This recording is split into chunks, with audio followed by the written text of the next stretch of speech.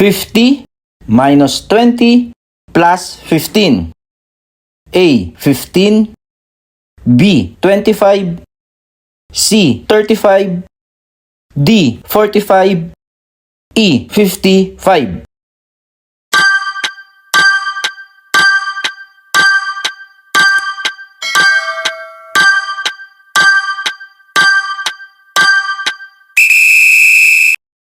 Pataasin ang chance na makapasa sa Civil Service Exam sa tulong ng Earls Review Channel.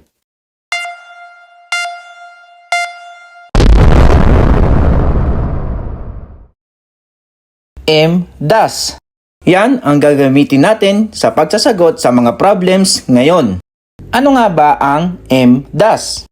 Ito ay multiplication, division, addition, at subtraction, or yung tinatawag na order of operations. Actually, PEMDAS ang pagkakasunod-sunod na step sa order of operations. Step 1 ay yung P or parenthesis. Disregard na lang natin ang P kasi wala namang naka-parenthesis. Same sa step 2 na E, which is exponent. Disregard na din natin. Step 3 ay itong M at D, multiplication and division. Whichever comes first, from left to right ang pagsasagot. Disregard na din natin kasi wala din namang multiplication at division. Sa step 4 na tayo, itong A at S, addition at subtraction. Same din ng multiplication at division, whichever comes first from left to right. Dito ay nauna ang subtraction, kasunod ang addition. 50 minus 20, 30 plus 15. 30 plus 15 is 45. Kaya ang sagot ay D, 45. E plus E equals 8. R plus R equals 6. L plus L equals 4. E plus R multiplied by L is equal to A. 10, B. 11, C. 12, D. 13, E. 14.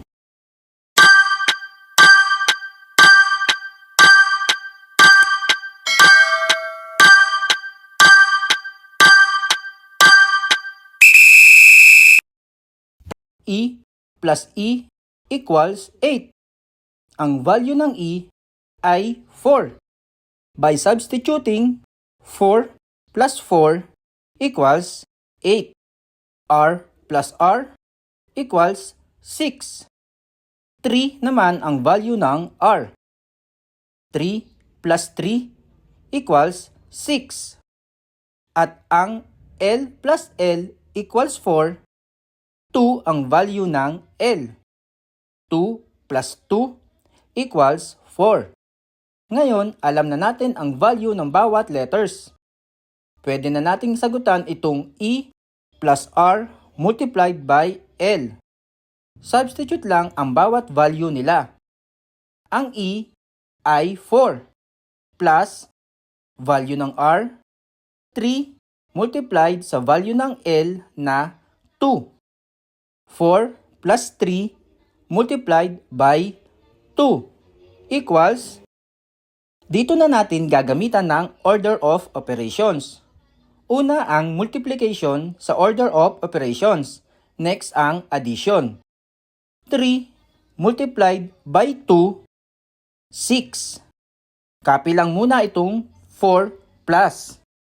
4 plus 6 is 10. A, 10 ang sagot. Subukan natin na hindi gamitan ang order of operations. 4 plus 3, 7 multiplied by 2. 7 multiplied by 2, 14. Iba ang makukuha na sagot. Kaya dapat lagi nating gagamitin ang order of operations. Kaya ang sagot ay A,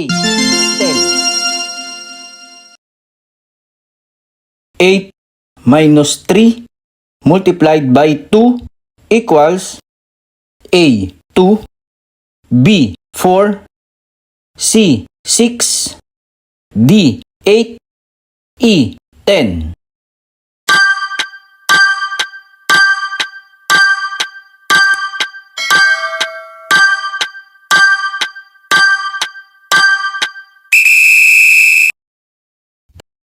Eight minus 3 times 2, 6. 8 minus 6 is 2. Kaya ang sagot ay A, 2. 4 divided by 2 plus 8 minus parenthesis 3 times 2 times 2 squared. A, 12. B, negative 12. C, 14. D, negative 14. E, 16.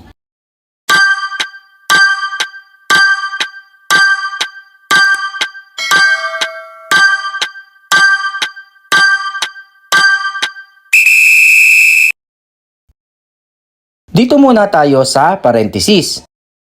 4 divided by 2 plus 8 minus itong nasa parenthesis 3 times 2, 6 multiplied by 2 squared. Kasunod ng parenthesis ay E, meaning exponent. 4 divided by 2 plus 8 minus 6 times itong exponent na 2 squared equals 4. Next ay division. Bakit division at hindi multiplication? Pagdating sa multiplication division, kung ano ang naunang operation sa given ay yun ang uunahin sa pagsosolve. Kaya division ang uunahin natin dito. Same din sa addition subtraction. Huwag niyong kalilimutan yan mga ka-review. 4 divided by 2, 2 plus 8 minus 6 times 4. Multiplication naman. 2 plus 8 minus 6 times 4, 24. Addition. 2 plus 8, 10 minus 24. 10 minus 24, negative 14. Kaya ang sagot ay D, negative 14.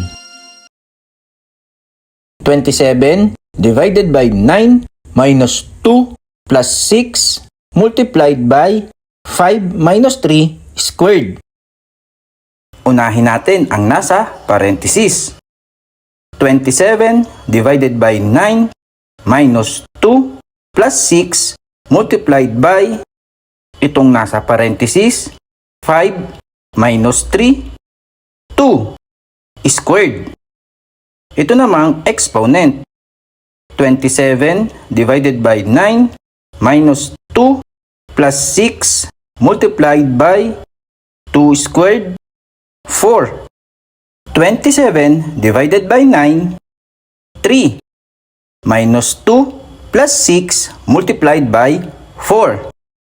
3 minus 2 plus 6 multiplied by 4, 24. 3 minus 2, 1 plus 24. 1 plus 24, 25. Kaya ang sagot ay 25.